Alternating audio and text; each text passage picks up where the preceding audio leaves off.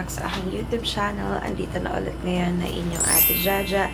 Day 2 na natin dito sa Romblon, Beshies. And I just want to show you kung ano yung isa sa mga tips that I could give you para mas matipid yung travel nyo. Now, here kasi personally on where we're staying, pwede kayo mag-order ng food. But yung food kasi, syempre may limit lang siya. Hindi siya 24 hours. Now, if wala ditong Grab, wala ditong for delivery ng food, and malayo talaga siya dun sa mismong highway. Papasok siya. So, from highway, papunta dito sa resort, it's 1 kilometer. And even pagdating nyo ng highway, hindi agad kayo makakasakay ng tricycle. Kailangan nyo maglakad. And medyo, siguro mga 10 to 15 minutes siya away papunta sa bayan. So, what am I saying? Hindi ko rin alam. Charis. Anyway, the reason why I'm saying that is because this is one of the things that we always do whenever we travel. Like, nung nag-Boracay kami, if mapapanood niyo yung unang travel vlog ko, and first vlog ko ever, yun yung sumakay ako ng to go, and pumunta kami ng Boracay ng mga pinsan ko. Nakatipid talaga kami doon, like all throughout the entire Boracay trip namin. Sobrang tipid lang kasi may mga baon kaming food. And kapag sumakay talaga kayo ng Roro Beshies, Roro, barko, it's very easy to bring food, unlike kapag sa airplane. Kasi of course, kapag sa airplane, may limit yung baggage, right? Although sa airport, maraming food. But comparing it to the ship or sa barko, madami kayong madadalang pagkain kasi mas malaki yata yung limit. I forgot kung lalagay ko dito, yan, kung ilan yung limit ng kilograms sa baggage nyo, if I can find it. But regardless, makakapagdala kayo ng madaming food. So, one of the things that we brought, of course, hindi mawawala ang cup noodles. So, we have here bulalo flavor, and then seafood na flavor. Another thing na talagang must have nyo when you travel is loaf bread. Loaf bread, why? Because it's a great partner sa noodles and of course sa coffee. We have here different, pakita ko sa inyo. Here, meron kami dito iba't ibang coffee. Ayan. Like instant coffee, and then you can ask for hot water na lang. Ganun yung ginawa namin, and binigyan nila kami ng thermos na may hot water. So ito, actually this one's good. Yung free special na nabil ko, ginapiatos. So chips, another must have is chips. Although you can buy it here naman, guys, dito sa probinsya, but of course, if you want to save a little more sa mga travel, then go ahead. Yun talaga yung mga must-have ko or mga tipid hacks ko whenever I travel. And even international, I have to check lang kung allowed ba yung mga canned food sa luggages. And nag-check in talaga ako minsan ng dalatan ng noodles. Kasi diba, mahal gumastos. And if you want to just enjoy and travel ng tipid lang, then that's a travel hack for you guys. So, let's see kung anong ganap natin today. But, of course, thank you so much if nanonood pa rin kayo from day 0 to day 2. I'm so happy that you guys are still here. Shout out to all of you guys. Thank you so much for supporting my vlogs.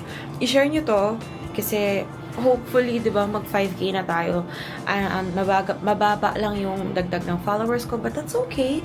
As long as I have you guys, mga loyal na nanonood ng mga vlogs ko, that means so much sa akin. But anyway, thank you. Tingnan natin yung mga ganap natin today. It's gonna be random, a vlog lang. We don't have any plans, itinerary, but let's see what happens today. I know we'll have a good day regardless. See you in a bit, guys.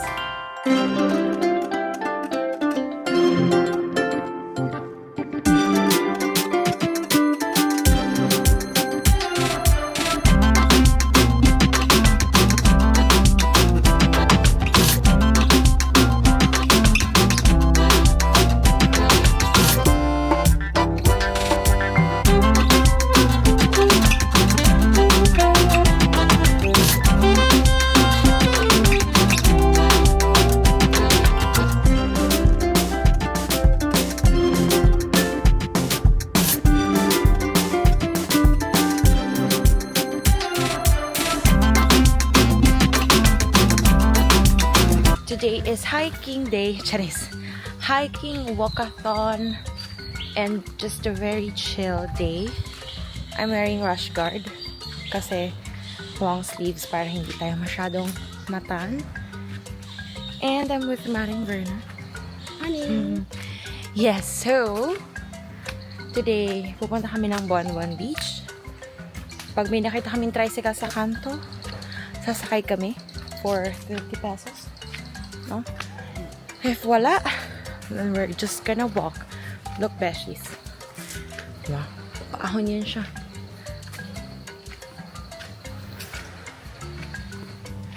Pero lakad tita lang. Kasi hindi naman siya hiking talaga. Trip lang namin na pumunta sa beach and maglakad-lakad. Anyway, let's go for a walk. Aiming for 10,000 steps yesterday. Nag-workout ako yesterday, beshies, for the first time sa lahat ng travels ko. And naka 14,000 steps ako. So, amazeballs. Anyway, let's go. We are at 218 calories. And actually, yung Bonbon Beach is 1 hour and 30 minutes walk from highway nung Talipasak Beach Resort. So, let's do this, guys! We got this. Ayan. Yun yung view namin.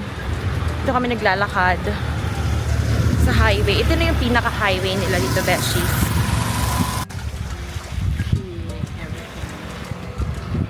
Beshies, ang layo na ng nalakad namin. We're at 2 kilometers now. And ito yung parang pinaka-boulevard nila. So, ang sarap tumambay dito kasi tingnan nyo, may mga chairs sila dito.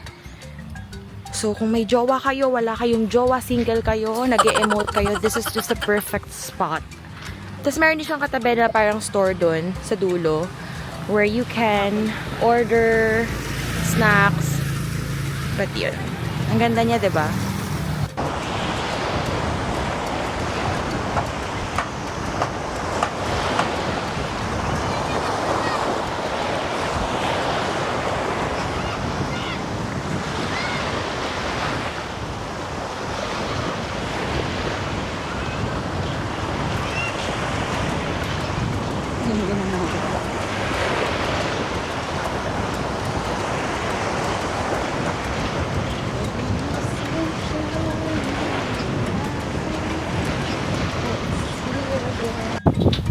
So, beshies, we made it here dito sa Bonbon Beach, and we walked for almost 10 kilometers from the beach resort to here. Walang tricycle, walang anything, and it was such a nice walk because we had so much fun. Like, buhay lokal lang. We enjoyed yung mga views, diba? Ganda. And sobrang lakas ng hangin dito. I hope with this mic, maayos yung audio ko. But look at the view na we have right now. Ayan, yun yung nakikita ko as of the moment. And sobrang bait ni Kuya kasi sabi niya dito muna kami sa may Kubo area. Ayan, sa Kubo area. Mayroon ako dala actually na mat, na banig. Kaya lang, wala kasing puno masyado around dito sa area na to. Parang siyang naked island, ganun. And yun, kaya hindi kami makapaglatag din. And ito yung magandang area. Oh my God, it's so peaceful. It's so peaceful. It's so calm. Pwede kami makatulog dito hanggang mamayang hapon. But I'm so glad we did that walk. We're at 14,000 steps. And 475 calories yung na-burn namin.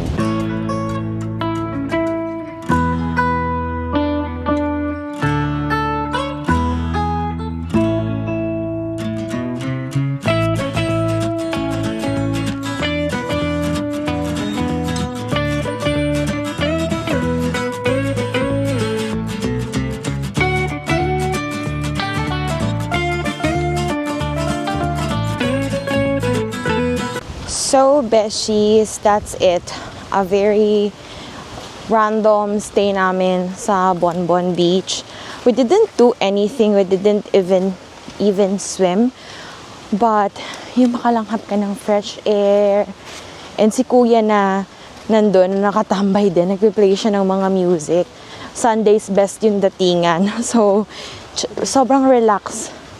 Like, even yung madinig mo lang yung hampas ng alon, it's so relaxing. Anyway, next na stop naman namin is sa shopping center again. Kasi bibili kami ng pasalubong. So, last batch of pasalubong. And then, if may makita kaming isda, pwede kaming bumili. If wala naman, then our next option is kung ano mang pagkain dun sa tabi na karinderya sa shopping center. Kasi I saw barbecue there yesterday. So, whatever options we have, that's fine. And sabi ko nga on my last vlog, definitely we'll be back here sa Romblon because it's so beautiful out here. This is the view. Palakad ng palabas ng Bonbon Beach.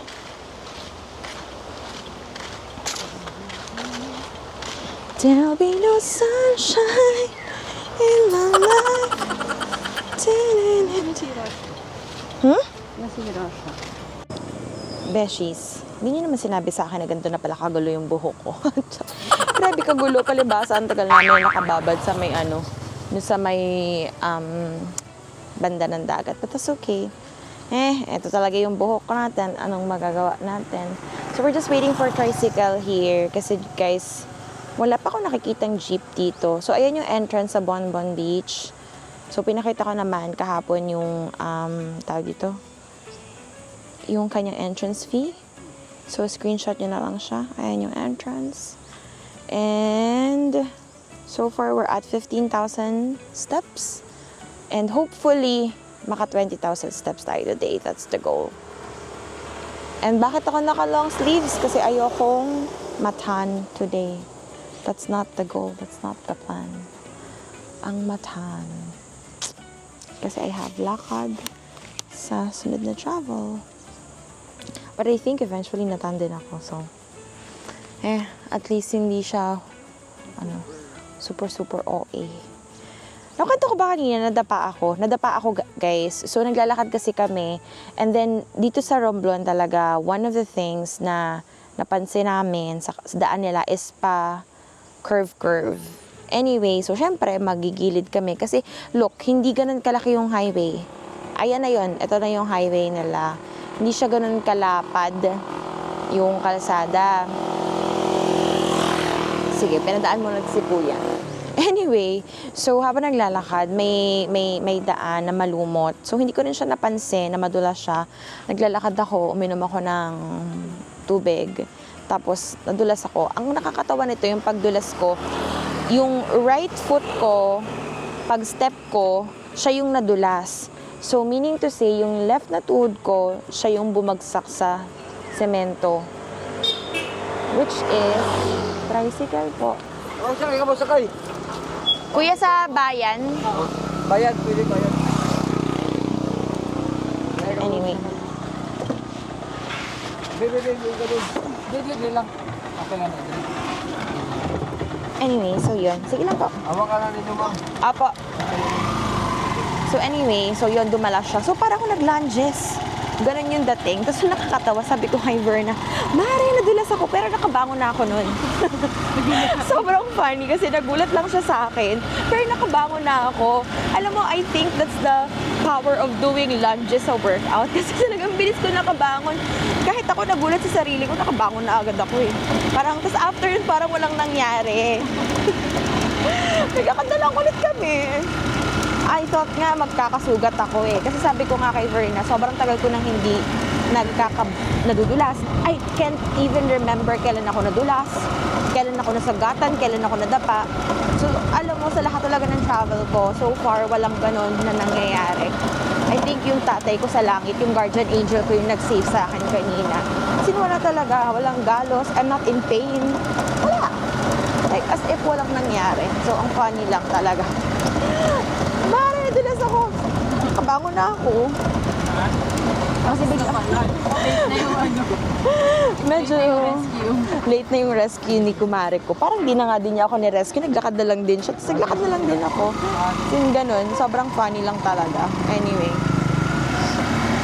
Anyway, yun yung experience ko.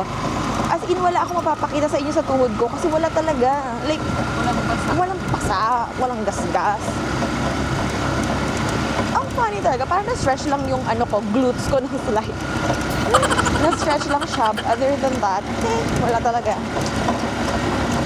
I can show it to you later, pero parang maybe magkakapasa. Pero I was expecting yung sugat. Alam niyo yun? Hindi naman sa gusto kong magkasugat, pero sinasabi ko lang talaga na sobrang tagal na. I don't know how it feels. Na masaktan. Cheris! Oo. Siguro kung naka-shorts ako may galas, ba't naka-leggings kasi ako? Ang tagal ko na kasi hindi nasasaktan, guys. Last ako nasaktan was October 20. Wala. Break up pala yung sinasabi niya, sis. When was that? Like, 4-5 years ago? Hindi pa nga nasaktan yun eh. There is. Anyway, ito yung view namin, guys.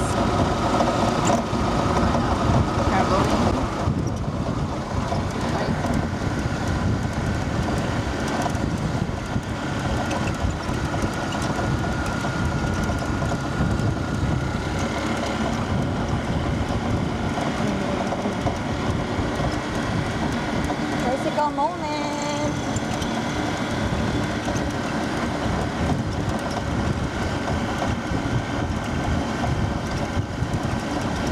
She's round 2 of our pasalubong. So, I really want mug. Ayan. So, bibili ako ng mug. Ayun, tay, pwede Gcash? Pwede Gcash? Yes! Ayan. So, may Gcash si tatay. So, perfect. Truly. Sige. Nice. 2 mugs.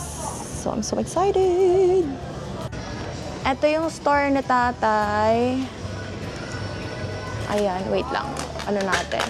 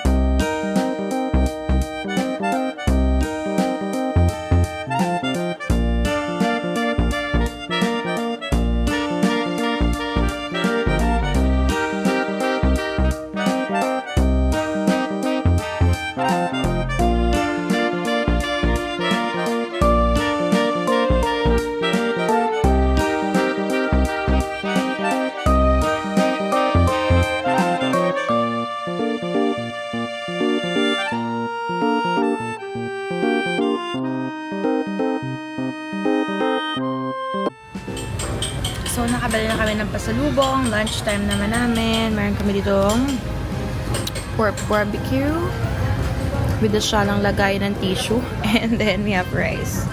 Let's eat!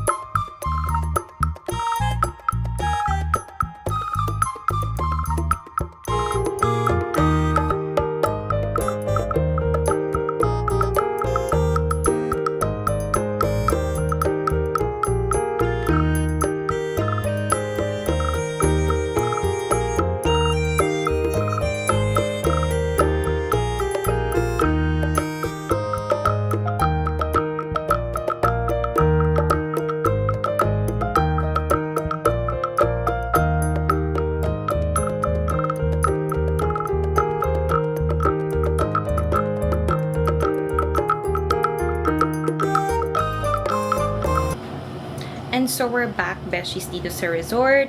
So naghahanap kami actually earlier ng nagmamassage around dito. Meron naman kaming nakita but hindi siya available around the time na gusto namin. And nagbihis kami for picture-picture sa labas. Thanks Yen for this necklace. And yun, picture lang kami para masulit yung sunset, yung aura, and wala lang. Bukas kasi babalik na kami ng Batangas. And I'm so happy hindi ako natan today. Kasi naka-long sleeves naman ako all throughout ng ganap ko today. So, hindi talaga ako matatan. Anyway, I'll bring you there with us sa aming picture taking. And so we're back from outer space. Charis. Anyway, the water is so calm. And ang sarap magligo. Hindi siya kagaya kahapon na malakas yung alon. See? Yun kasi yung worry ko kahapon since hindi nga ako marunong lumangoy. I'm scared na baka maging palalim siya. But oh my gosh! Sarap maligo. Papalit na lang siguro ako mamaya para maligo. Look how clear yung water, guys. Oh. Yan. Ganyan siya ka-clear. Oh my gosh. Yes. I'm gonna change outfit later para makaligo ako. But for now, the goal is to have a picture.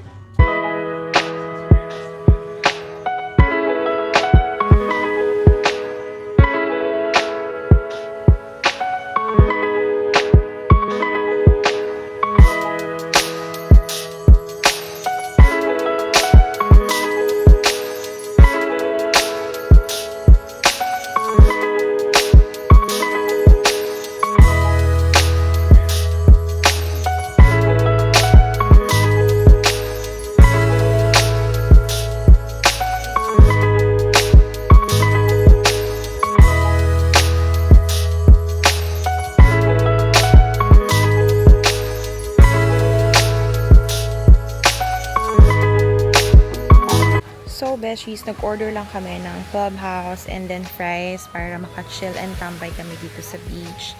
And it's currently sunset na. Hindi na ako naligo kasi ang sakit talaga ng katawan ko. And then pa ako walking 10 kilometers from resort to Bonbon Beach. But look at this view, besties. Ayan, ang ganda talaga. Like, from the sunset. And how peaceful it is. Anyway, going back na sa face ko, guys. Huwag kayong magulat. Anyway, so yun lang naman. We're just waiting sa food. Medyo matagal lang yung serving nila dito. Kasi syempre, hindi naman madami yung guests nila. So, they're just preparing it kung ano man yung matanggap nila na order. And it takes time. So, just be very patient. While waiting naman, you can enjoy the view ng dagat. So, anyway, I'll be ending the vlog here kasi palobat na rin ang aking camera. Thank you so much for watching. Hope you guys enjoyed our vlog today. Tomorrow, we're going back to Batangas. But 10 PM pa yung alis namin. So, I'll do another vlog for that. Not sure if same pa rin na Stella Maris yung barko namin bukas. But let's see tomorrow kung ano man ang mangyari. But thank you so much for joining our Romblon tour. Hope you guys enjoyed. Do not forget to hit like and subscribe sa aking YouTube channel. Follow and like my Facebook and Instagram page as well. Ang link ay nasa description down below. Stay safe, stay happy, and stay healthy sa inyo at sa inyong buong family. God bless us all and see you on my next vlog. Bye! Bye, Mars! Bye, guys!